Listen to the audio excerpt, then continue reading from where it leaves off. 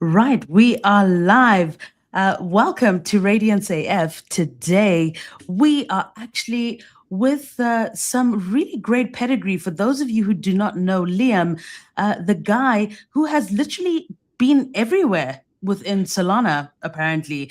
Liam, welcome to the show, and thank you so much for making the time. I mean, obviously, we know that you are part of the Get Rekt app. We'll get into that in a moment. But for those of anybody that's on the stream that doesn't know anything about you, please tell us who you are and tell us what you've done in the space. Absolutely. No, and thank you, Ms. Pope, for hosting me today. It's been great to be able to join you. So yeah, I'm Liam. It's great to meet you all, listening from all over the world. Appreciate you guys joining for today's discussion. My crypto journey has really been very nonlinear, kind of all over the place. I got my starting crypto back in 2017, 2018 through an organization called Blockchain at Berkeley, which I wound up running for a couple of years.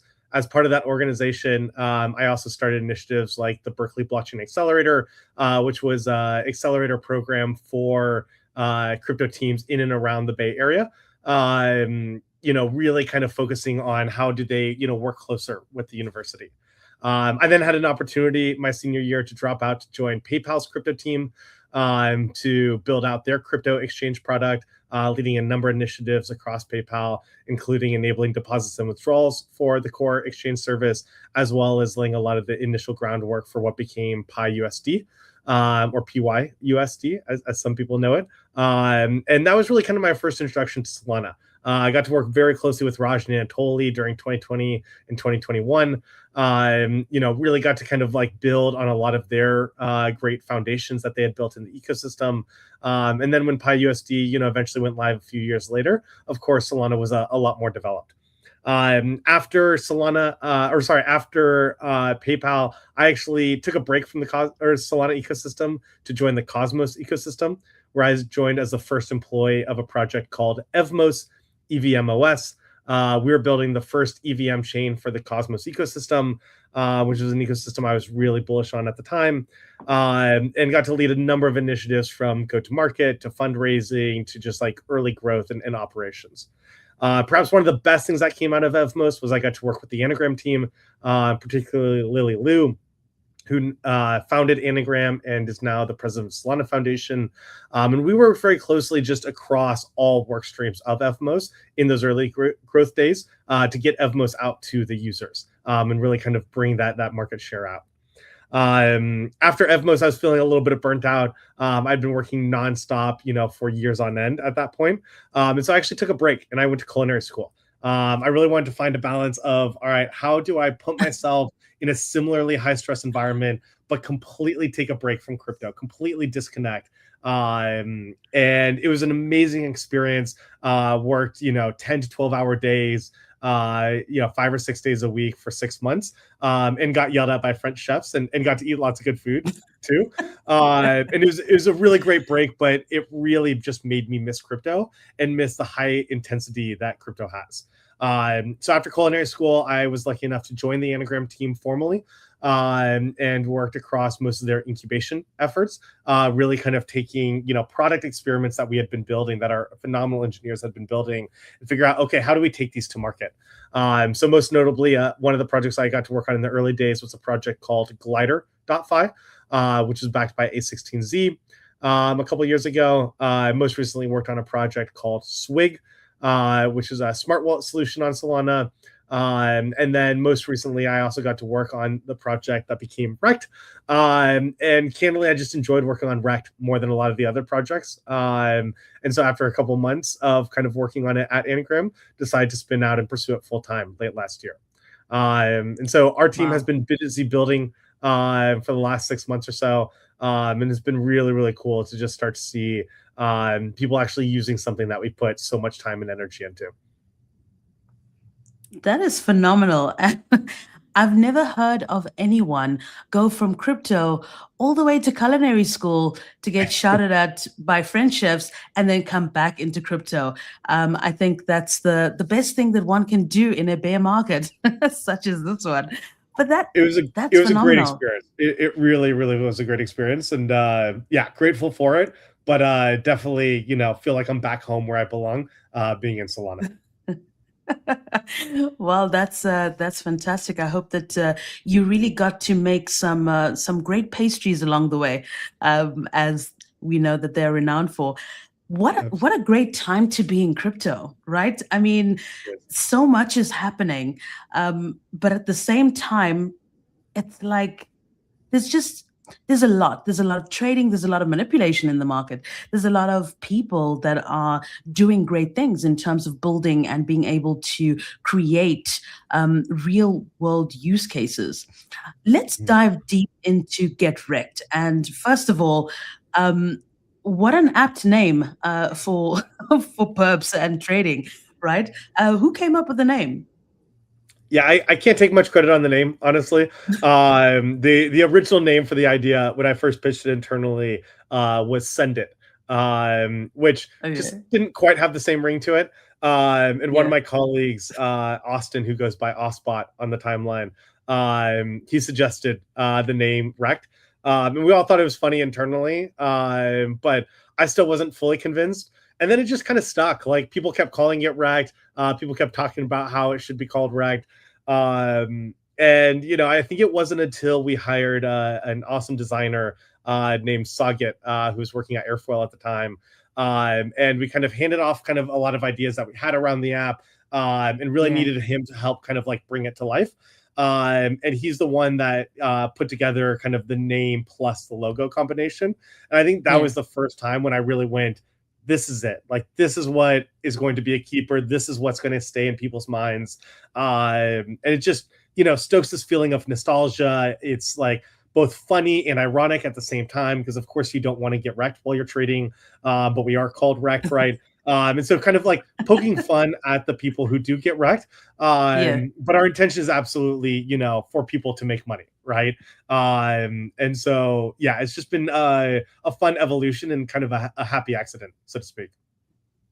It definitely is, and what a what a what an app to actually create, where you sort of like make it a little bit more fun for the user themselves. At the end of the day, we do know that trading does have its ups and downs, and especially in this type of market where a lot of people have seen a lot of losses, right? Mhm. What would you say is the upside right now to having a perps platform such as yourselves?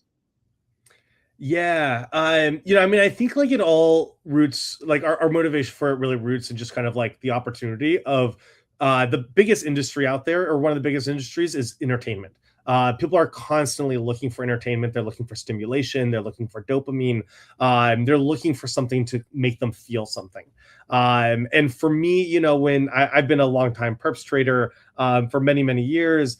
And, one thing that I just found about kind of like the existing perps interfaces is that it's very, one dimensional. Whether you're trading at 1x leverage or 20x leverage, whether you're trading Bitcoin or Ethereum, it doesn't matter. Like, the Yeah. experience is just the same on the screen. And it's a very solo act. You can see Yeah. kind of data of like what other people are trading or how the order book looks, but it's hard to decode that data. And it's a very individual activity. And so we really kind of want to focus on, okay, how do we make trading entertainment? And how do we build, a quality experience around that? And so that was really kind of like the intention of building Rekt. And it's been pretty cool to see, just because like we started playing around with this idea a little over a year ago now. And that wasn't when we were kind of going full time, but nonetheless, like that's when we started kind of playing around with this. And at the time, Yeah. Hyperliquid was seeing large growth. Polymarket and Kalshi were really starting to pick up steam, but Yeah. it still wasn't clear, I think, to a lot of people that like perps and prediction markets were going to be the new meta. We're going to be the new thing that everybody from normies to degens are going to be talking about. It's been pretty cool to see that kind of evolution play out the last year. Yeah. And, we've definitely taken a lot of learnings from that as well. And just kind of how we've designed that experience for users.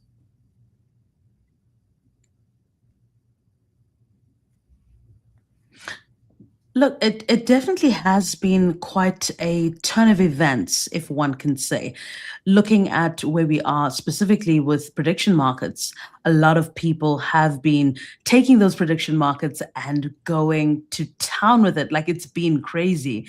The types of bets that we've seen, specifically now, and for everybody that is in the States who are really enjoying the time with the FIFA World Cup, and how many predictions have gone right and how many have gone wrong.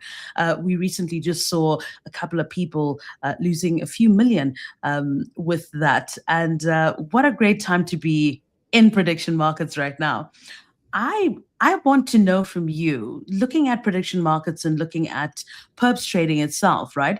What would you say is the biggest thing that people are drawn to, especially when it comes to prediction markets? Do you think that it's more like mentions? Like I know that's quite a big segment of it, where they talk about, let's say, for instance, if I don't know, if Trump is going to say, I don't know, something ridiculous like Iran or something 20 times, that those types of things. Do you feel like mention markets are more the thing, or do you feel like it more has to do with certain trends that are happening at that specific time? Yeah, it's a good question.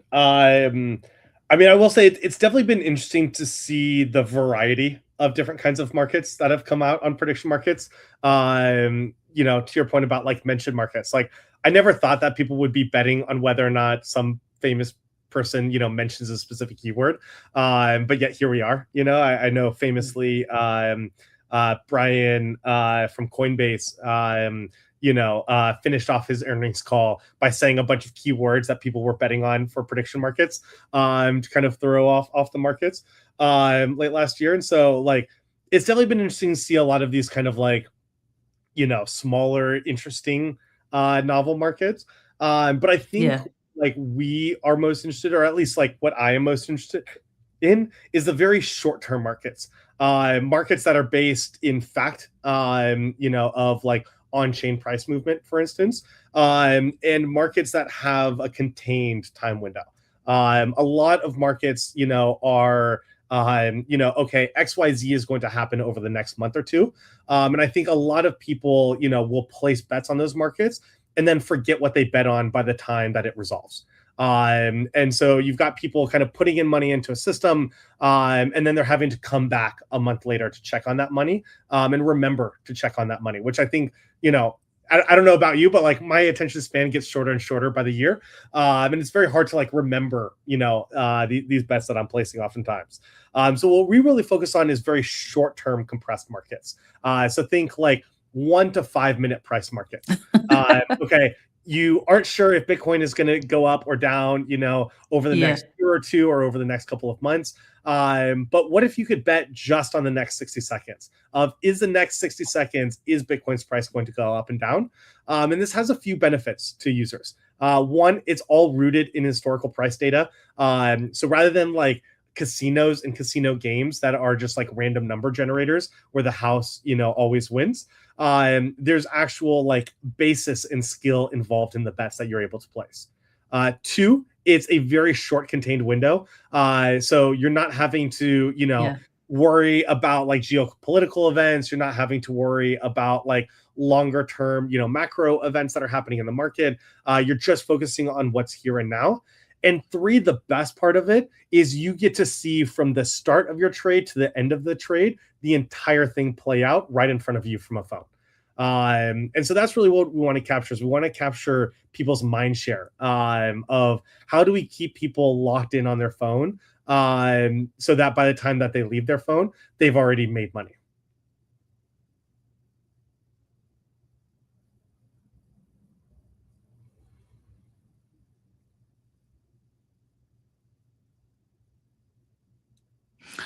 And of course, we're talking about the accessibility and being able to, have it on the go with you. Talking about you guys and your recent, your your recent addition to the Solana mobile experience. Tell us a little bit about that, and tell us about your engagement that you have gotten from the Solana community, specifically for those who have got the Seeker. Yeah, no, this secret launch has gone, I think a lot better than many of us were hoping for. And we set a pretty high bar internally. But for context, in addition to kind of the background I already shared earlier, like I've worked across almost every ecosystem possible. I got my start in Ethereum, building kind of more DeFi apps on Ethereum. Then was working in like enterprise applications with like IBM's Hyper Ledger. I was working with like R3 Corda and another number of other enterprise blockchains. I was working at Ripple for about 9 months at one point, working on kind of the XRP network. I've worked very closely with the Dapper Labs and Flow team in the past, Cosmos ecosystem, right? So I've tried a lot of these different ecosystems. And the reason why I keep coming back to Solana is for one reason only, which is the community. Okay. The community is just really, really strong here. And people are just constantly engaged in the community here. And that's something that I just don't see in a lot of other ecosystems. A lot of other ecosystems have infighting. It's very mercenary capital. But Solana's been through a lot, from FTX to Donald Trump launching his own meme coin on Solana. Like Solana has seen more wear and tear than any other blockchain, and it's stood the proof of time. And so that's why we really wanted to focus on Solana. And Seeker was just a great way to kind of get our initial user base. We knew kind of as of a few weeks ago, Rekt is not in a perfect spot. We're going to continue to work to making Rekt perfect over time. But we really wanted to start getting users on board just to test our different ideas, test different theses, really understand kind of like where we need to be spending our time and stress test the platform in general. And so launching on Seeker has been a great way. What we hope to onboard kind of our first couple hundred users, but it's actually been a great way to onboard our first couple thousand users. And we're only a week in now to being live on Seeker, and we've onboarded over 2,000 users and had thousands of trades across the platform. And it's just been really, really great being able to talk to just like random people across the ecosystem about what their experience is like. Wow.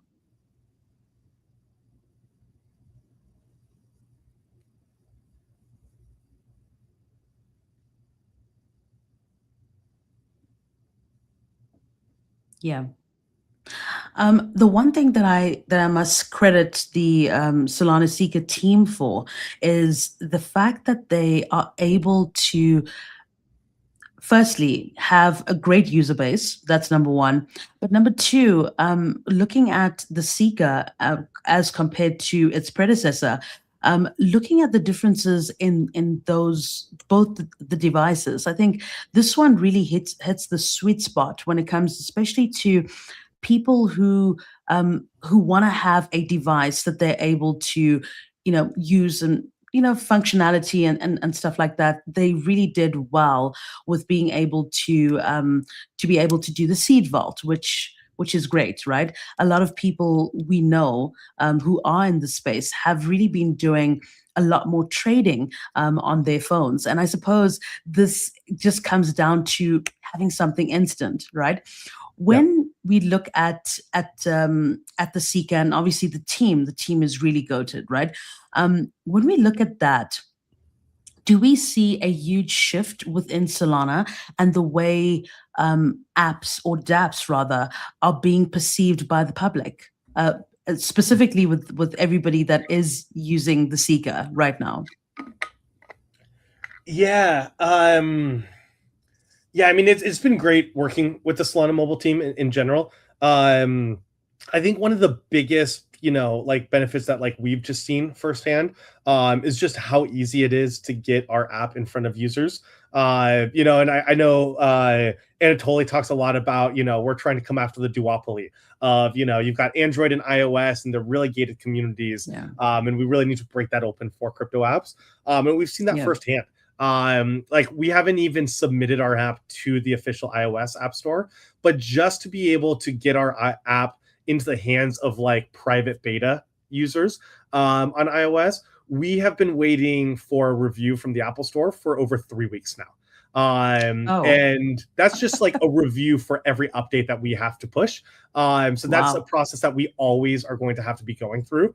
Yeah. But then there's also the aspect of just like onboarding. It took us about 3 months to pass through the due diligence process of the App Store just to create an account on the App Store. And then there's additional due diligence for every single update that we push. Right. And so, especially for like a small team that's trying to like iterate quickly in public, get Yeah. updates in the hands of users quickly, and, just improve every single day. The current App Store constraints are just really, really uncomfortable, for lack of a better word. Yeah. Just in the sense that like it's very restricting for us.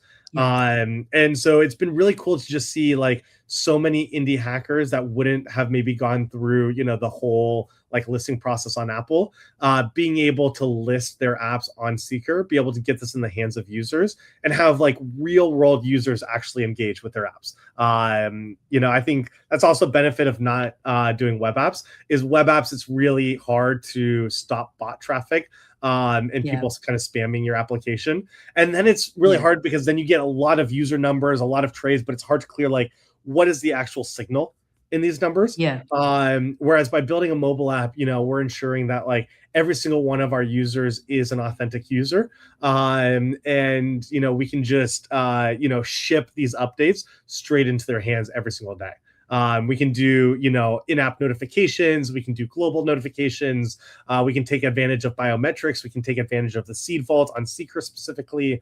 Yeah. Somebody recently, a couple weeks ago, was trying out our iOS version, an earlier version of it, and then he tried the Seeker version, and he's like, "Oh, the Seeker version is just so much cleaner. It's so much more polished. It Yeah. just feels faster. It feels better than the iOS version, especially for like on-ramping crypto and things."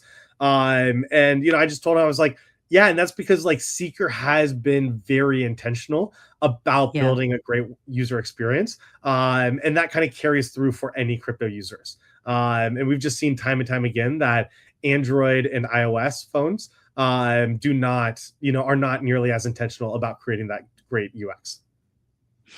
I fully agree with that because um, a lot of people might not like it, and that's simply because they are iOS users. When you look at how they've been able to create this experience with an Android phone, I feel like it's been more friendlier than being on iOS, to be quite honest. And I do feel that it's given a lot of the builders within Web3 a really great step forward in being able to bring Web3 to Web2 users, right? So from my perspective, I think that it's amazing. And what you guys are doing is really, really great. I think being able to get this into the hands of users and giving them that instant dopamine rush, as you spoke about before, is really quite interesting. From your perspective, and yes, you just launched last week. You've had a few hiccups along the way.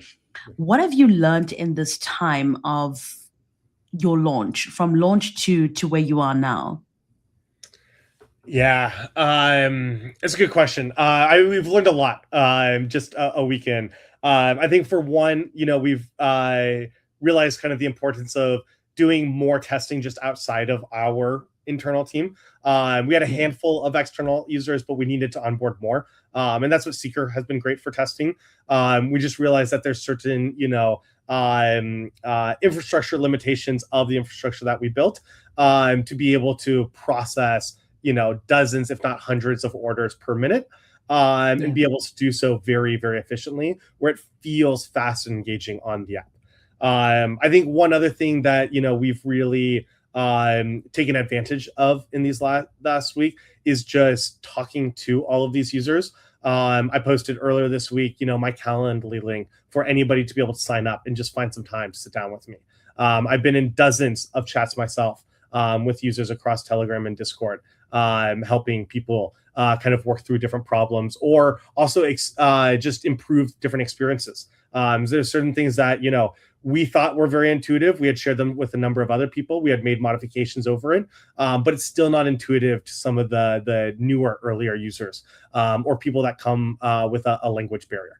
And so those are the things that like we have seen in the last week, we have pushed an update to users every single day for the last 6 or 7 days here, because like we're just getting so much fast feedback, and we're able to like iterate really quickly on it. I think one of the other biggest things, that we learned candidly of this week is like, focusing on, building products to a spot where it is always going to be a good experience. It might not quite be a great experience yet, but like always consistently going to be a good experience, and focus on hitting that bar and don't ship features or products until we reach that bar. For instance, we had a mini game kind of experience within the app of being able to bet on 5-minute markets. We had been testing it a lot. We had done a lot of optimizations to make it fast, to make it quick, to make it accurate. But we knew that there was still some edge cases, and we thought, okay, let's get it out into the world. Let's see if this experience is even something that's like worth doubling down on, and then like continue to make those, final improvements. But unfortunately, the experience wasn't good enough where we could actually take learnings from the experience, because people were just having such a bad time with the edge cases that were popping up, with the bugs and the problems that were popping up. And so within like, and it was it's always a hard decision to do these, but like within 48 hours, we had actually taken down that experience from our app, because we wanted to focus all of our energy and all of our resources to making everything else great, really, really great first. And then we will focus on bringing back that experience when we can put more time and attention into it. And so I think it was a good kind of reminder of like, hey, like there's a balance, right? Like if you spend all day long trying to perfect an app and you never get in front of users, you might be perfecting an app that users don't actually want. But at the same time, like if you don't meet a minimum bar of creating a good experience, then the feedback that you get isn't going to be very valuable at all. And so, it's really kind of like a reminder to all of us of, okay, when we are shipping products, when we are shipping features, we need to make sure that we are thoroughly testing everything in-house. And we need to make sure that we are all confident about this experience before pushing it to our users. That is such a great point that you've just made. And I wonder, is that something that every single founder should be doing right now? Being able to focus on the things that, number one, you can perfect. Number two, not necessarily pushing for an ideal that maybe your consumers don't exactly want, or let's say your target market don't exactly want. And number three, when is the time to actually call it quits on a specific mechanism or a specific ideal that you're looking at or you've been pushing for, but people don't necessarily find the use case for it? That type of fine line, as a founder, what would you say is, let's say, a pivotal thing for any founder to do and to really reflect upon and make those hard decisions? Yeah, I mean, it's tough, right? And it's tough for a number of reasons. Having, this is kind of the first startup that I've started completely on my own, but having been involved in many early stage startups, I think every founder struggles with this a little bit differently. I know, me and a couple of friends who are also starting companies right now, we talk almost every single day about how, the biggest challenge that we all have is prioritization. We want to focus on growth. We want to focus on fundraising. We want to focus on product. We want to focus on scaling engineering. There's all of these things that feel like big, like things to address. And we obviously can't do them all at the same time. Unless, you've got, $10 million from A16Z, and then maybe you can. But I think prioritization is also hard because it really depends on who your audience is. When I've been in more of a B2B world in the past, a strategy that I found really effective is finding like 3 to 5 design partners that are going to work with you every single day and give you feedback on your product every single day. And nothing in those worlds, nothing is a priority except for delivering for those 3 to 5 partners. How do you make a world-class experience for those 3 to 5 partners? Because one, if you create a great experience for them, then their business will grow, and your business with them will grow. If you pick those partners right, it'll be a good litmus test of, okay, how can we reapply this to the next 100 organizations? But with consumers, it's a little bit differently, because every consumer has different preferences. And in order to like really scale at the consumer level, like you don't just need a few hundred or even a few thousand users. You really need like hundreds of thousands, if not millions of users to reach a scale where you can actually be a profitable company, a company that goes on to be a unicorn. And in order to, really refine the product so that it meets the masses, so that the masses are actually entertained by it, I do think you have to kind of flip the book around a little bit and figure out, okay, how do we put this in as many people in front of as many people as possible? And then, what are the common trends that we see in the feedback? We were talking earlier today. There was a user in our Discord who's complaining about our referral program. And he was complaining because, he didn't have unlimited referrals. And the reason why he doesn't have unlimited referrals is because he hasn't placed a lot of trades. And he hasn't placed a lot of trades because he's just trying to farm points. And we were talking internally about this user, arguably probably more than we should have.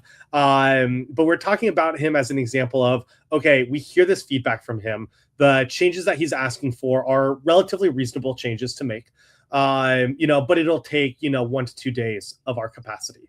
And for this user, they're not really adding much value to the app. They're, mentioning it here and there in chats. They're trying to get users on board, but they're also not really converting a lot of those users to traders. They're not trading themselves. They're not creating, long-term, incentives within the app.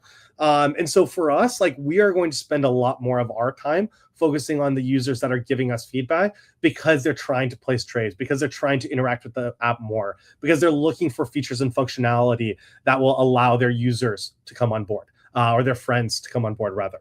A user just yesterday was talking about social trading, and how we should do some sort of kind of group trading mechanism or clan mechanism. And I kind of went back to it and I was like, I haven't seen a great example of like how this works in production.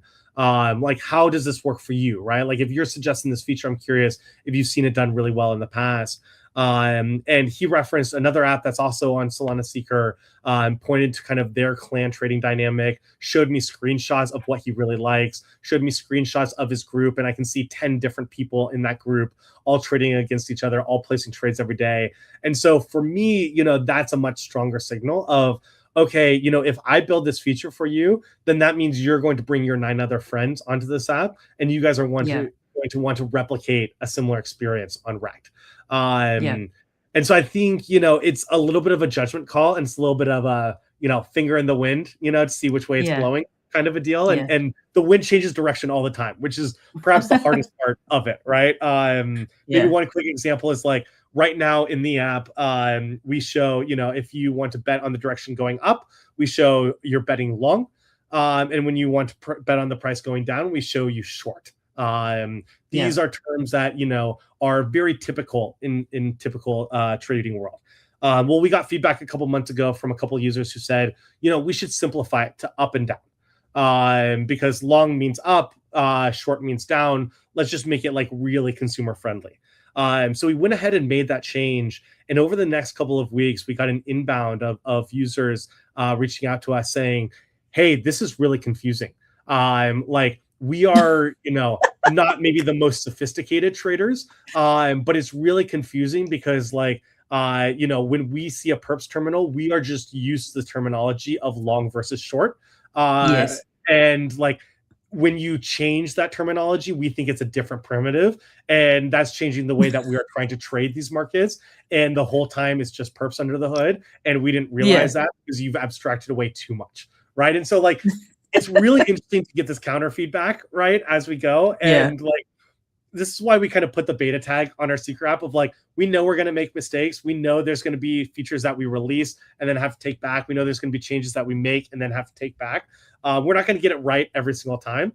But I think, we're going to see that the hit rate of the percentage of times we are right is only going to increase over time as we talk to more people, as we get this in the hands of more users, and as we just, have these honest conversations with people to really understand kind of what goes through their brain when they're playing with Get Rekt. That's just so, I would never have thought that dumbing it down would actually confuse people even more. That is the craziest thing I've ever heard in my life. But well done to you for actually doing this and being able to play around and look at different ways of being able to engage or make it more user friendly for the traders that come about. I think it's really great, and it's a very interesting dynamic, especially when you come across so many different Solana enthusiasts, right, who are using these different apps, right? We do know that it is a bit of a bear market at the moment, so we will we'll definitely excuse the fact that there's not many people trading right now, and for all the different apps that are around that are looking for the same sort of market share that that there is right now, it's quite difficult, isn't it? But Yeah. looking at being a part of the trading realm, right? As opposed to all the other different applications that are being built right now. Looking at where you are, do you feel that it's really the right type of market to be building a perps trading app right now, simply because you can break things and you can build things and you can see how the market is shifting, and sort of like getting it ready for the next bull market, if there is one? Exactly. No, and I think you kind of answered your own question there, or at least I agree with kind of that sentiment at the end of I think bear markets are the best time to build. Been through a handful of bull markets, been through a handful of bear markets. There's pros and cons to each, right? I'm never going to pass up an opportunity to build in a bull Yeah, market either. yeah, But the benefit of a bear market is kind of to your point of there's a lot less users, there's a lot less volume, there's a lot less noise in the market, yeah, which definitely dampers numbers and KPIs and metrics. But I think it helps to create more signal. The people who are using your app in a bear market will absolutely be using it in a bull market. yeah, The people who are willing to take the time to give you feedback in a bear market are the people who are going to be too busy in a bull market to give you that feedback. And as a result, it's a time when we can just focus, and we can really focus on our own KPIs, right? Like our KPI that we focus on internally is not necessarily volumes, it's engagement. How much engagement do we get from our users? How often are people logging in? How often are people checking the app? How often are people within the app interacting with other people in the app? We're going to be building out more and more social features, more and more mini game experiences over the next couple of weeks. And we really want to see people keep coming back to the app every single day and interacting with it in some way, shape, or form. Because we know that, okay, if we can the hardest part in any part of today's society, I think, is capturing somebody's attention. You only have 24 yeah, hours in a day. You're asleep for hopefully about 8 hours of that. So that yeah, really leaves you 16 hours a day of your time that you can lend out. And a large yeah, portion of that is spent on work. A large portion of that is spent on food, transportation, meal time with friends, right? So there's a very, very a small sliver of people's time that is actually that they're actually willing to give up. And so if we're able to capture their attention now, then that ensures that we will continue to capture their attention when the bull market comes, when people feel more comfortable trading larger volumes, when people are more excited to share this app with other people. And that is like the biggest thing that we focus on internally, is how do we just kind of keep this sticky user experience. I love it. I absolutely love it. And just to shift gears a little bit, let's talk about Solana and see where Solana is at this moment in time. Yeah. What are your thoughts on? I mean, obviously, you've worked with Anatoly. I have not interviewed anybody who's worked with him, like, side by side. So I'm definitely in good company.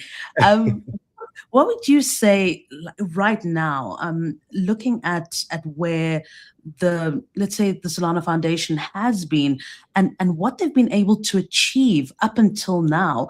What are your thoughts on the trajectory of where they go from here?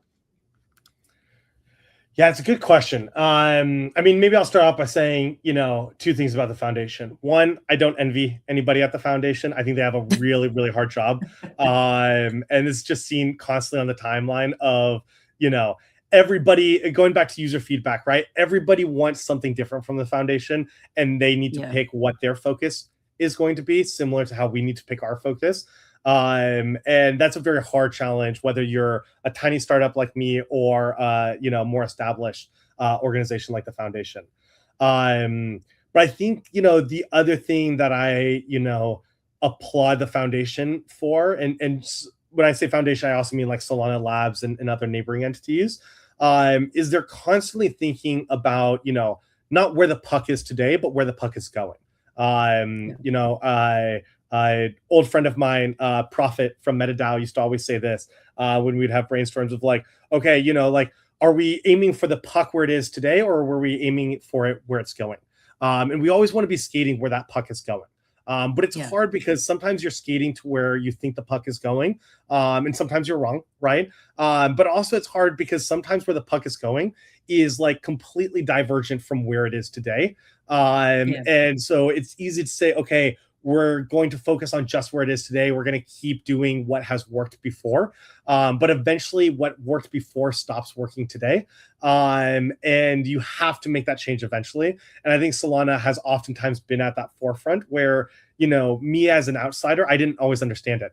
Full disclosure, the first time Solana announced Solana Seeker, or rather the Solana Saga phone, the first Solana mobile phone, I was incredibly bearish. Like, I thought it was the craziest idea ever. They were kind of announcing it alongside doing like a physical pop-up series that they were doing in New York, I think at the time. I was like, why are you spending tens of millions on a phone? Why are you spending millions of dollars on storefronts?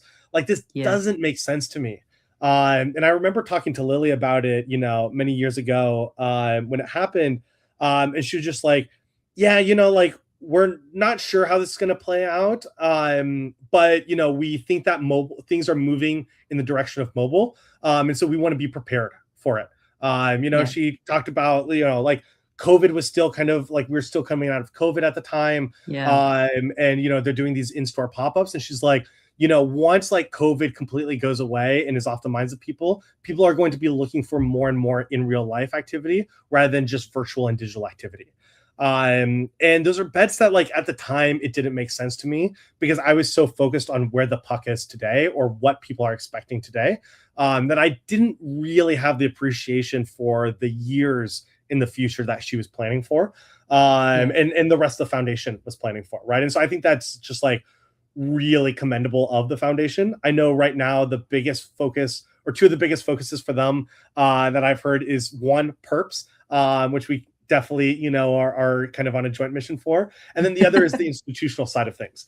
And I've seen firsthand just how like institutions can waste people's time so much because they're big organizations, they overpromise, they move slowly, but it's because of the fact that these organizations move slowly that I do think it's likely going to pay off for the foundation to be spending all of this time on institutions, even if it feels early, even if it feels premature, because all of this will compound to larger successes when the time is ready and when these institutions are ready to come fully on chain.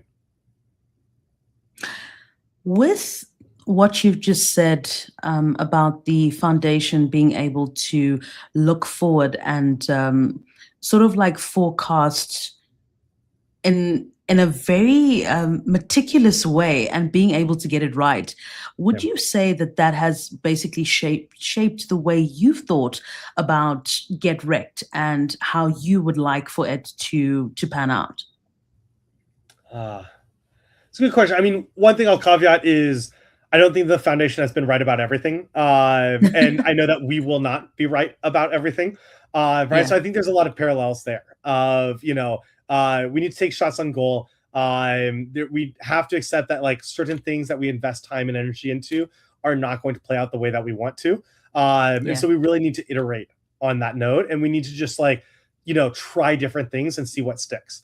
One lesson that we really learned the hard way earlier this year was we had built our entire app and infrastructure on top of Drift protocol, which, as many viewers probably know, got hacked for $280 million on April 1st of this year. And all of the work that we had spent for about 5 months leading up until that point was just gone in an instant. Drift is working hard on relaunching, but even then, all the infrastructure that we built will no longer be relevant because they're rebuilding so much of their infrastructure on their side. And I think one of the big, like we were always all kind of feeling a little bit anxious after that, and we kind of sat down as a team to just figure out, okay, how do we avoid this mistake again? How do we avoid spending 5 months chasing one singular thing only for it to be ripped away? Well, one thing that we started doing is a lot more product experiments. So almost every feature, every product, every big integration that we integrate into Rekt, we first build as proof of concepts. We work with Claude and AIs to build these very quickly, to build prototypes, to build these experiences that don't scale, are completely separate from our larger infrastructure, but allow us to just test things quickly. And we're able to see what works and what doesn't work. And we try to have very honest conversations with each other of, hey, if this isn't working for a week or two, then somebody from the team needs to express that. And we all need to figure out, okay, are we going to give it one more week to see if it pans out, or do we move on to something else? And I think, that's something, going back to your question, like that's something that I think we can take learnings from Solana Foundation as well as others of they try a lot of different things. Not everything works well. Even just like some of the video content that Solana Foundation got in hot water for last year, brought some bad press, brought some negative attention. And I'm sure there's still, a little bit of a stain internally on that one, but they picked their feet back up. They moved on. They created new content. They tried different strategies. And now nobody's thinking about that anymore until maybe I just reminded them of it. And so I think there's just like a certain resiliency of that. Even after the FTX collapse happened many years ago, I thought Solana was completely gone. I was so skeptical of a recovery. But again, the team put their heads down, they picked themselves up, and they pushed forward. And that, I think any builder who has built anything that has scaled has gone through that period of, really rough times. And one of the most important traits that, when I put my investor hat on from the Anagram days that I always look for is resiliency of, is this the founder that is going to stop at nothing to build their vision and bring it to life? Very interesting how you phrase that, because when you do look at things as an investor, you look at it completely different to as you are a founder, right? You have to wear different hats at different times. And I think looking at how Solana has prevailed from the nightmarish FTX debacle, I think they've really done well in order to be able to get the name of Solana out there and be sort of like separate itself from FTX, right? Which brings me to my next thing, resiliency, right? Being able to look at Solana. I don't think any other chain has got a story that is anywhere close to what Solana is, right? And looking at that, I suppose my next question to you is, as a founder, being able to be in the Solana ecosystem and the type of communities that you get around here, which are a little bit more, let's say, warmer compared to other blockchains. Looking at that, would you say that the best thing to do is build on Solana simply because of the fact that you do have that foot traffic that I wouldn't say any other blockchain really has in terms of perps trading and that type of thing? Yeah, I mean, I think there's a lot of things that go into the bull case for Solana for me.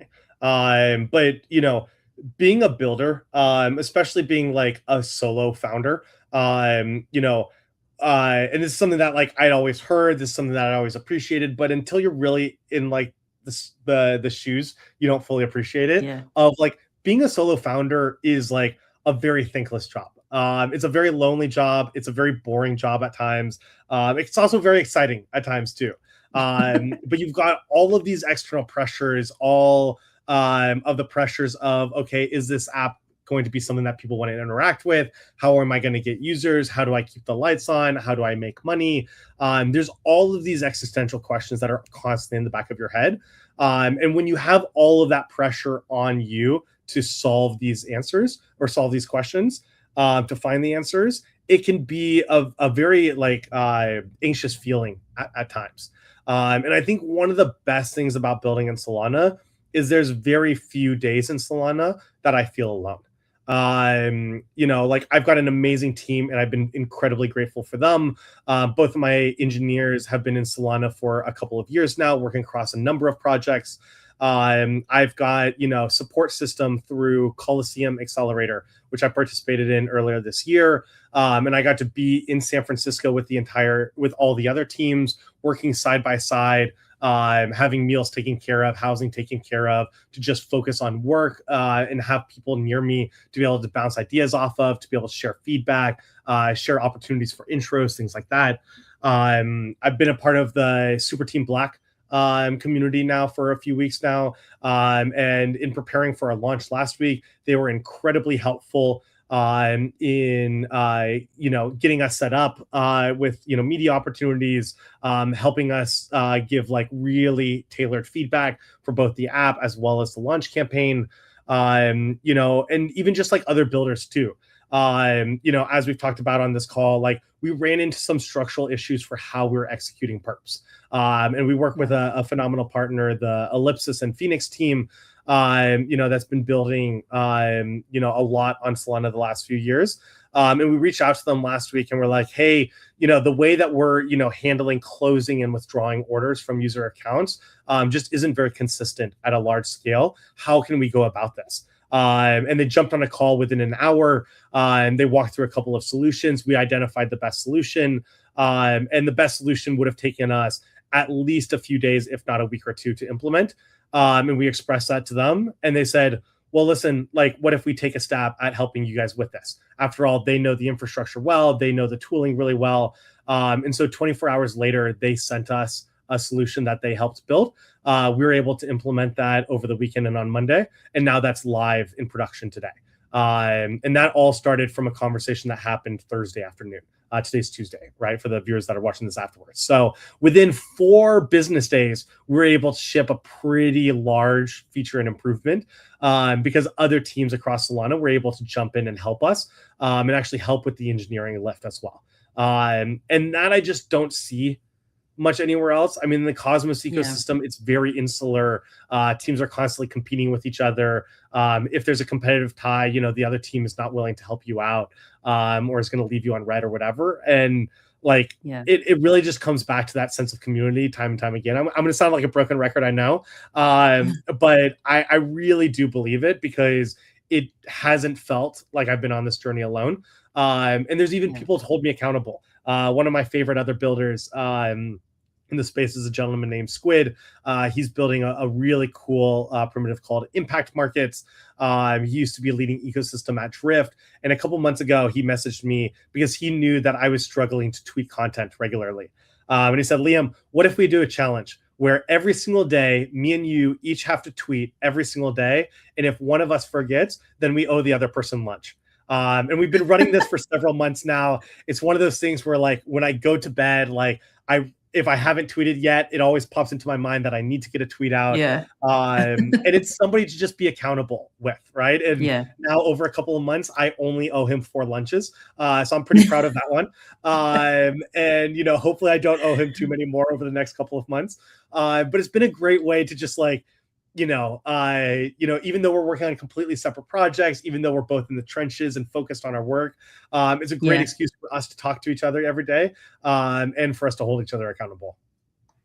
That's phenomenal. And I think, especially in this type of this type of bear market, look at me being bullish.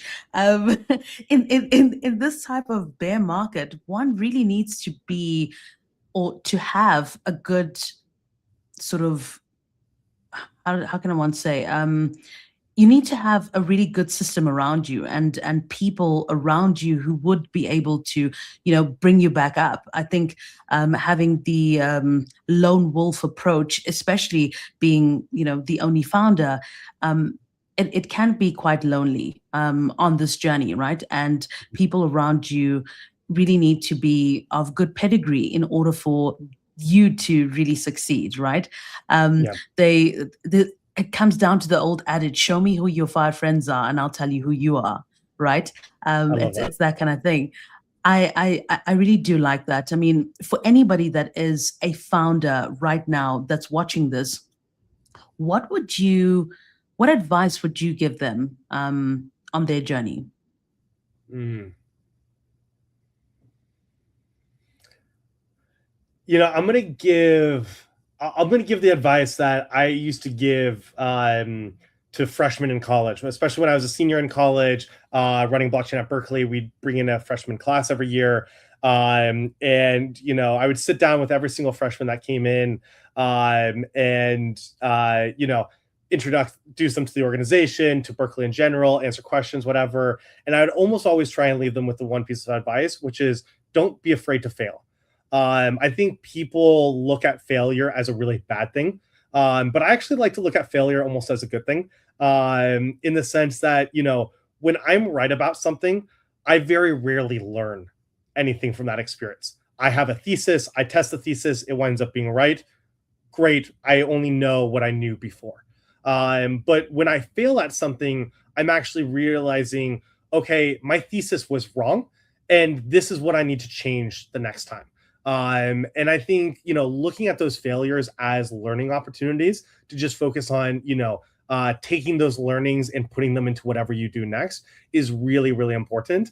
And I think people are too conservative sometimes. They're afraid to take shots on goal because they're afraid of failing. And you know, when Wayne Gretzky always has that famous saying, of, you know, you miss 100% of the shots you don't take. Yeah. And as cheesy as that is, I think there's so much truth to it. And it goes back to just like a lot of the learnings that we've taken internally at Rekt of, you know, we're trying to iterate quickly because if we fail fast, then we can succeed faster.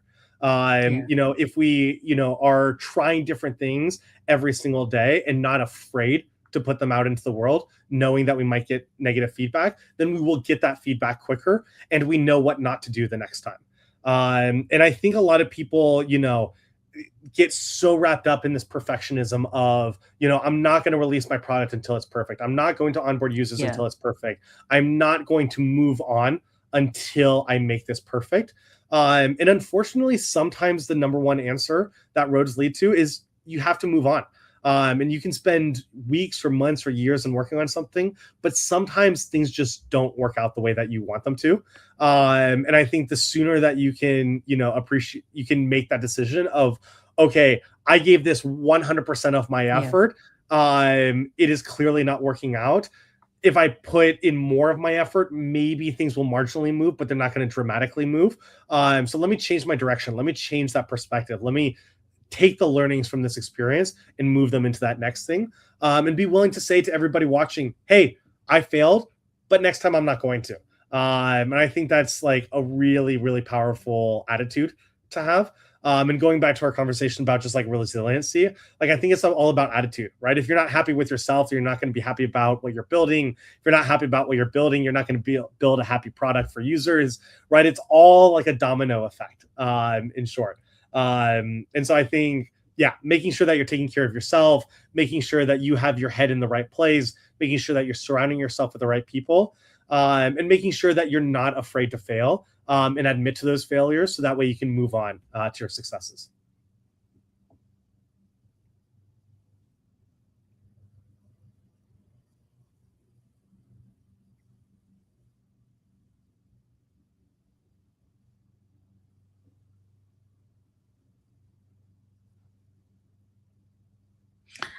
Wonderfully put. And obviously, coming from a founder as yourself, who has a lot of pedigree as well as a lot of stripes under your belt, that's one thing for sure. But the one thing that we do love to do here on the show is basically ask anybody who has come onto the show to pay it forward and tell us who you would like to see on the show. Somebody that you'd like to call out and say, hey, you need to get onto Radiance AF. Who would that be? Oh, that's a good question. So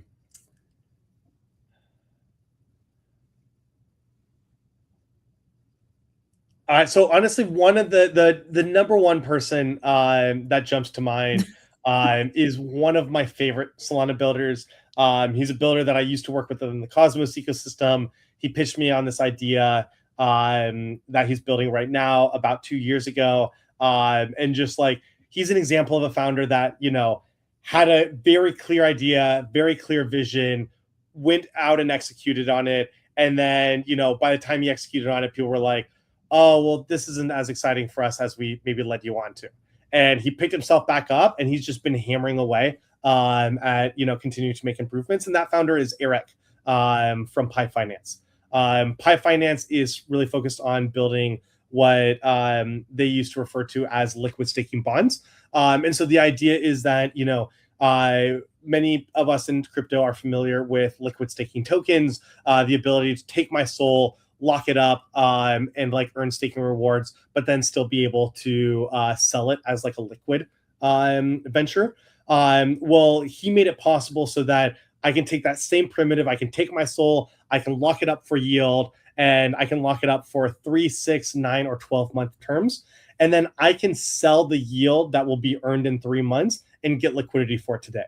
And I think it's a really interesting primitive because it applies benefits for users and everyday consumers who are looking for kind of like a cash advance on their yield, so to speak. But it's also really big for institutions because now they can buy SOL at a small discount and be able to lock in almost guaranteed returns over time. He's got a small team. He's been resilient, overcome a lot of ups and downs over the last couple of years, and has some amazing supporters behind him.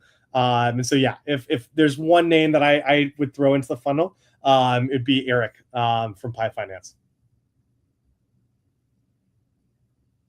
Yeah.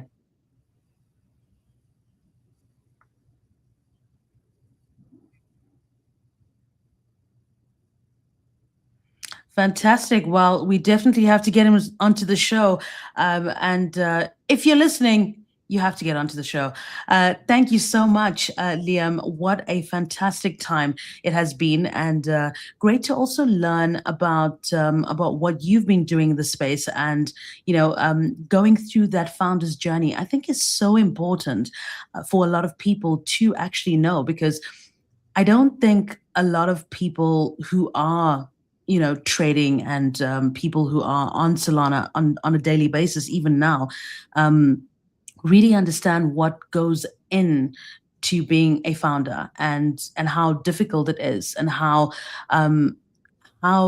lonely it is as well. So as much as we would like to give a spotlight to all founders here, I think it's also great to be able to shed a light on what you guys do, and how you have been able to to go through the pains of being a founder. But thank you so much, Liam. What a fantastic time it's been here with you. I would like to also ask you, where can people find you on your socials? Yeah, so the best place to reach out to me is at Liam Dig, LIAMDIG, on Telegram or Twitter. I check both pretty frequently, especially Telegram for DM. So please do not hesitate to reach out. Additionally, you can go to rekt.money and sign up for the waitlist for Rekt, get to learn more, join our community on Telegram and Discord, where we've got an awesome team of moderators and community leads that are there to answer any of your questions. But yeah, please don't hesitate to reach out to me directly as well. And we'd love to get Rekt with all of you soon. Absolutely fantastic. If you have not followed them as yet at Get Rekt app, please do so on X, and get into Liam's DMs, right? Like he's giving out his Calendly, link. So, I mean, that's how dedicated this guy is.